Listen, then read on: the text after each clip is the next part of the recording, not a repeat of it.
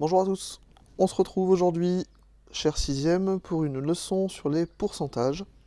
Alors le but de cette leçon en vidéo, c'est de découvrir ce que c'est qu'un pourcentage, en quoi ça consiste, qu'est-ce que c'est, et puis de comprendre comment on peut appliquer un pourcentage, puis à quoi ça sert dans la vie. Alors on y va. Donc cette leçon, elle s'appelle appliquer un pourcentage. Donc la définition. La définition, c'est qu'un pourcentage, ça exprime une proportion, c'est-à-dire une fraction, qui a comme dénominateur 100. Alors pour vous aider un petit peu à comprendre, on va prendre quelques exemples. Par exemple, 50%, donc ça s'écrit comme ça, hein. Donc ici, ce que vous voyez là, ce petit symbole, c'est ça, hein, la notation du pourcentage. Ça se dit pourcent. Alors pourquoi ça se dit pourcent? Bien parce qu'en fait, 50% c'est simplement la même chose que 50 sur 100. C'est vraiment pareil, hein. C'est pas un nouveau nombre, c'est pas quelque chose d'étrange, c'est vraiment ça. C'est 50 sur 100 que ça veut dire. Et vous voyez en plus que dans le symbole du pourcentage, on retrouve deux petits zéros ici, qui correspondent à ces zéros-là. Et on retrouve aussi le trait de fraction qui est là. Donc vous voyez, c'est vraiment la même chose. 50%, c'est 50 sur 100. Et d'ailleurs, si vous vous souvenez un petit peu de ce qu'on a dit sur les fractions il y a quelques temps, 50 sur 100, c'est comme un demi. Alors pourquoi c'est comme un demi? Eh bien parce que ici, si je divise 100 par 50, j'aurai 2. Et si je divise 50 par 50, j'aurai 1. Donc ça, c'est un petit aparté, mais c'est pour vous expliquer pourquoi, de temps en temps, quand on dit 50%, eh bien en fait, on sait que c'est la moitié. 50% de quelque chose, c'est la moitié de quelque chose, et on voit que c'est la moitié de quelque chose grâce à cette nouvelle fraction qui est un demi, qui est égale à 50 sur 100, mais qui est aussi égale du coup à 50%. Donc 50%, c'est égal à 50 sur 100. D'autres exemples, plus simples, par exemple 75%, 75% c'est pareil, c'est égal à 75 sur 100. D'ailleurs, 75 sur 100, vous savez que c'est une fraction décimale et qu'on peut aussi l'écrire 0,75. 75 sur 100, ça se dit 75 centièmes. Et ici, quand je lis ce nombre, eh bien, vous savez que je lis 75 centièmes. Si j'oublie un petit peu la virgule temporairement, je lis le nombre 75, et puisque ce chiffre-là, le 5, il est placé sur le rang des centièmes, eh bien, je lis 75 centièmes. 0,75, c'est 75 centièmes. Donc 75%, c'est égal à 75 centièmes, et c'est égal à 0,75. 3%, bien, c'est égal à 3 sur 100. Puis vous l'avez vu, hein, c'est aussi égal à 3 centièmes. 17%, bah 17%, c'est aussi égal à 17 centièmes. Et puis à 0,17 aussi. Mais ce qui est important, c'est ça, c'est le passage de l'écriture du pourcentage à l'écriture sous forme de fraction décimale, qui a comme dénominateur 100. 17%, c'est 17 sur 100. Alors, ici, une petite propriété, on vous dit que appliquer un pourcentage, c'est exactement la même chose que calculer la fraction d'un nombre. Vous avez un exemple ici, sur un pot de confiture de 250 grammes, on peut lire 60% de fruits, 40% de sucre. Et on vous demande quelle est la masse de sucre contenue dans ce pot de confiture. Si je lis un petit peu l'énoncé ici, je vois qu'il y a 40% de sucre dans ma confiture. Cette notation 40%, je sais qu'elle veut dire 40 sur 100. C'est ça que ça veut dire. C'est ce qu'on a vu tout à l'heure, hein. Alors qu'est-ce que ça signifie 40 sur 100? Ça signifie que la part du sucre dans mon pot de confiture, c'est 40 sur 100. Ça veut dire que si en quelque sorte, je découpais mon pot de confiture en 100 parts égales, il y aurait 40 de ces parts qui seraient du sucre, et le reste qui serait des fruits. Alors ici, si on veut calculer la masse de sucre qu'il y a dans mon pot de confiture, sur les 250 grammes, combien on a de grammes de sucre, eh bien on va calculer ce que c'est que 40 centièmes de 250 grammes. Alors ça, on l'a fait, hein, on a travaillé sur les fractions d'un nombre. On peut commencer par diviser 250 grammes en 100 parts égales. si on fait ce calcul, on va avoir 2,5 grammes dans chaque part. Vous savez que pour diviser par 100, ça revient à déplacer tous les chiffres de 2 rangs vers la droite, hein. Donc ici, le 2 qui était sur le rang des centièmes, il se déplace de 2 rangs, il finit sur le rang des unités. Et puis ici, le 5 qui était sur le rang des dixièmes, il se déplace de 2 rangs et il devient le rang des dixièmes. Et vous savez qu'entre les deux, la virgule ici, elle marque la différence entre le rang des unités et le rang des dixièmes. Bon, donc on a divisé nos 250 grammes en 100 parts égales, et on sait que dans chacune de ces parts, il y a 2,5 grammes. Eh bien, je sais qu'ensuite, puisque le numérateur, là je me suis occupé du dénominateur, hein, on a vu qu'on devait diviser par 100. Donc c'est ce qu'on a fait ici, on a bien divisé par 100. Et puisque le numérateur c'est 40, eh bien je sais que je dois prendre 40 parts de 2,5 grammes. Donc je vais faire 40 fois 2,5 grammes. Et si je calcule ça, je vais trouver 100 grammes. Alors ça veut dire quoi? Eh bien ça veut dire que 40%, 40 centièmes de 250 grammes, eh bien c'est 100 grammes. Et ça veut dire que la masse de confiture contenue dans le pot, c'est 100 grammes. Donc vous voyez, appliquer un pourcentage à un nombre, ici appliquer un pourcentage de 40% au nombre 250, eh bien c'est comme prendre une fraction d'un nombre, c'est la même chose. Sauf qu'ici, nos fractions, elles auront toujours comme dénominateur 100. Mais c'est vraiment la seule différence, c'est vraiment pareil. Une autre manière de faire le même exercice, ici, c'est de voir que 40%, nous on sait que c'est la fraction 40 centièmes,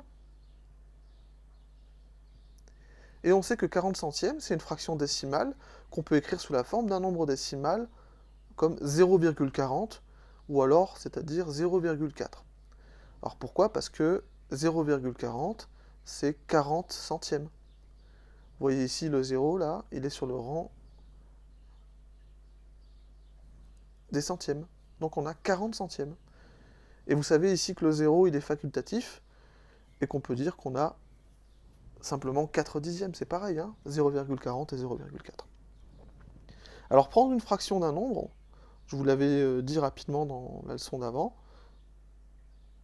40% de 250 grammes, eh bien c'est 40 centièmes de 250 grammes, et on peut l'écrire comme ça, on peut écrire 40 centièmes fois 250 grammes. Prendre une fraction d'un nombre, c'est multiplier la fraction par ce nombre. Vous verrez, vous travaillerez bien dessus en cinquième. Donc puisqu'on a dit que 40 centièmes c'était aussi 0,4, eh bien on n'a plus qu'à faire la multiplication 0,4 fois 250 grammes. Et on va retrouver bien sûr le même résultat que tout à l'heure, on va retrouver 100 grammes si on fait le calcul. Je vous laisse le faire si vous n'êtes pas convaincu. Donc c'est une autre manière de faire. On peut aussi présenter le calcul en ligne, hein. On peut dire que ce qu'on a fait tout à l'heure, commencer par diviser par 100 puisque la fraction elle avait comme dénominateur 100, et puis ensuite multiplier par 40, on peut le présenter en une seule ligne, comme ça on le sait. Et en plus on a vu aussi dans une petite activité précédemment, qu'on pouvait intervertir ces deux opérations. On pouvait, si on le souhaitait, faire d'abord la multiplication par 40, et puis après la division par 100, ou alors faire comme c'est présenté ici, c'est-à-dire d'abord la division par 100, puis après la multiplication par 40. Mais on a vu qu'on pouvait échanger les deux. Si on fait ce calcul, bien entendu, on va également trouver 100 grammes.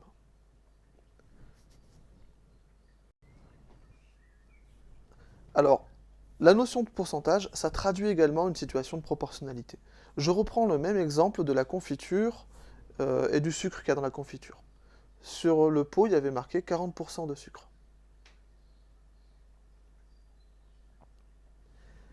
Eh bien, il y a proportionnalité entre les deux grandeurs, la masse de sucre en grammes et puis la masse de confiture en grammes. Cette notation 40% de sucre, elle veut dire que si on prend 100 grammes de confiture, dans ces 100 grammes, il y a 40 grammes de sucre. Hein, c'est ce que montre la proportion 40 sur 100. Si je prends 100 grammes de confiture au total, dans ces 100 grammes de confiture, je vais avoir 40 grammes de sucre. Donc c'est ce qu'on a marqué ici dans ce tableau de proportionnalité, où on a mis sur une ligne la masse de confiture en grammes, et sur l'autre ligne la masse de sucre en grammes. J'ai rempli la case 100 ici, parce que je prends 100 grammes de confiture. Et on a dit que dans ces 100 grammes de confiture, il y avait 40 grammes de sucre. La question que je me pose, en fait, celle qui est posée dans l'énoncé, ce serait d'arriver à compléter la case qui manque ici. C'est-à-dire que si je prends 250 grammes de confiture, combien j'ai de grammes de sucre dedans? Alors ça, on a vu ensemble qu'il y avait plein de méthodes pour résoudre un problème de proportionnalité ici, c'est-à-dire trouver quel est le nombre contenu dans cette case. Alors ça, quand vous serez grand, vous appellerez ça déterminer une quatrième proportionnelle. Alors pourquoi quatrième proportionnelle? Eh bien vous voyez ici qu'il y a 4 cases, et on cherche la quatrième, et puis on est dans une situation de proportionnalité. Alors pour déterminer cette quatrième proportionnelle, on a vu ensemble, on peut par exemple voir tout de suite que pour 200 grammes, il faudrait 80 grammes de sucre, et que pour 50 grammes, 2 fois moins de grammes de confiture, il faudrait 2 fois moins de grammes de sucre, c'est-à-dire 20 grammes. Donc puisqu'il faut 80 grammes de sucre pour 200 grammes de confiture, et 20 grammes de sucre pour 50 grammes de confiture, eh bien il nous faut en tout 80 grammes de sucre plus 20 grammes de sucre, ce qui nous donne 100 grammes de sucre pour 250 grammes de confiture. Alors on peut faire un petit peu plus simple encore. Peut-être que certains d'entre vous ont remarqué que la quantité de confiture elle est multipliée par 2,5. 100 fois 2,5 ça fait 250. Et puis donc la quantité de sucre est elle-même multipliée par 2,5. Ça c'est la proportionnalité, hein. On multiplie une grandeur par un nombre, la deuxième est automatiquement multipliée par le même nombre. Alors 40 fois 2,5, ce qui nous donne 100 grammes de sucre pour 250 grammes de confiture. Alors dans cette vidéo, je vous propose un petit exercice. Ici, c'est les soldes. Vous avez ce magnifique t-shirt qui est vendu par votre professeur de mathématiques, qui normalement coûte 20 €. Hein. Et puis ici, il y a une petite réduction sur le prix. L'étiquette, elle montrait qu'auparavant, on avait un prix de 20 € à payer pour le t-shirt. Et puis ici, il y a une réduction de 30%. Alors, qu'est-ce que ça veut dire, une réduction de 30%? Eh bien, ça veut dire qu'on va enlever 30% du prix au prix. Alors, qu'est-ce que c'est que 30% du prix? Bah ça, maintenant, on sait le faire. Hein. 30% du prix, donc 30% de 20 €. Là, on va calculer le montant de la réduction, ce qu'il va falloir enlever au prix pour payer moins cher. Donc 30% de 20 €, nous, on sait maintenant que c'est 30 centièmes de 20 €. Oups, pas 200 hein, quand même. Sinon c'est l'escroquerie. 30% de 20 €, et puis 30 centièmes de 20 €. Et 30 centièmes de 20 €, on sait, hein, par exemple, qu'on peut commencer par diviser 20 € en 100 parts égales, puisque ici on a un dénominateur qui est de 100, donc on va diviser par 100. Et puis ensuite, on va multiplier par 30. On va reporter 30 fois cette part, puisque là on a un numérateur de 30. Donc on multiplie par 30. Alors ça nous donne quoi cette histoire? Eh bien 20 € divisé par 100, ça fait 20 centimes d'euros, ça fait 0,20 €, 20 centimes. Et il faut encore multiplier ça par 30, hein. Ici j'ai simplement le résultat de la division par 100 que j'ai là. Donc 20 centimes d'euros fois 30, ça si on fait le calcul, ça nous donne 6 €, 600 centimes d'euros. Donc ces 6 € là, j'ai mal fait mon symbole euro, je vais mieux le faire, ça piquait quand même. Ces 6 €, c'est le montant de la réduction qu'il faut appliquer au prix du t-shirt. C'est un petit peu ce qu'on a enlevé sur le prix du t-shirt, c'est la réduction. Donc 20 € moins 6 €, c'est la réduction. Eh bien on va payer la modique somme de 14 € pour ce magnifique t-shirt. Voilà. Alors j'espère que vous avez un petit peu compris les explications que j'ai données dans cette leçon. On va s'entraîner un petit peu, hein, vous allez voir, ça va rentrer.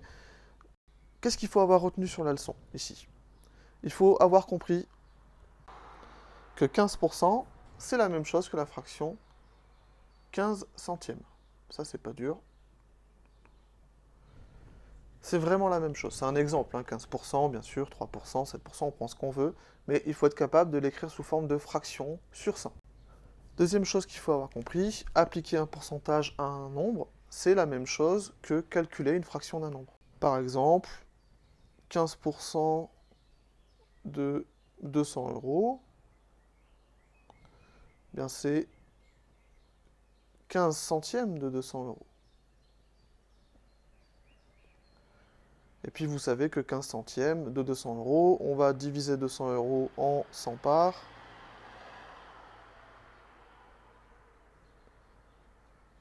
Ça va nous donner 2 euros dans chacune des parts. Et puis on va devoir prendre 15 parts comme ça. On va prendre 15 parts de 2 euros. Et ça va nous donner 30 euros. Donc vous voyez, c'est vraiment la même chose que prendre une fraction d'un nombre, calculer une fraction d'un nombre. Il faut simplement faire ce passage de cette écriture-là, 15%, à cette deuxième écriture-là, 15 centièmes de 200 euros. Mais vous voyez que c'est la même chose que de prendre une fraction d'un nombre, bien sûr. Troisième petite chose qu'il faut avoir compris, et ça c'est pas forcément le plus important, mais c'est bien si vous l'avez compris, il y a un lien avec la proportionnalité. Par exemple, dans l'exemple que j'ai donné avec 15%, 15% ça veut dire que si la totalité c'est 100, on va prendre 15. Alors ici c'est des euros, 100 euros, et on en prend 15 des euros. C'est ça que ça signifie 15%. Hein. Si vous avez 100 euros et qu'on vous dit que vous pouvez en prendre 15%, bien vous allez prendre 15 euros sur ces 100 euros.